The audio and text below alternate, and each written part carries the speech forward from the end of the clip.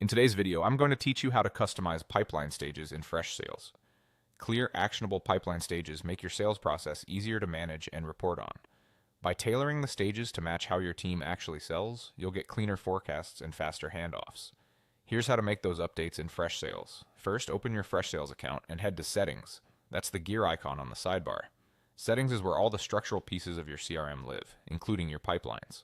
Inside Settings, look for the Sales section. Select Deals, then choose Pipelines. This area lists every pipeline you've created, such as one for new business or one for renewals. If you're just getting started, you might see the default pipeline here.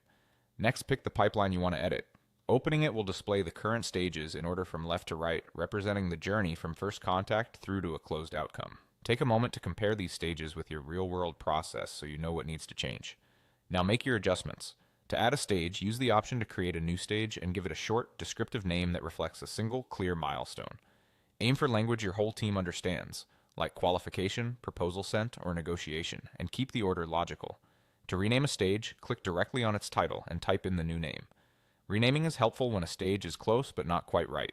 Keep names consistent with the rest of your CRM terminology so reports stay clear.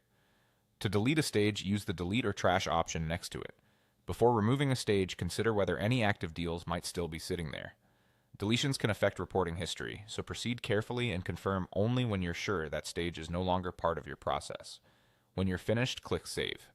Saving commits every change you've made to the pipeline, ensuring your team sees the updated stages immediately. If you navigate away without saving, your edits won't be applied. That's it.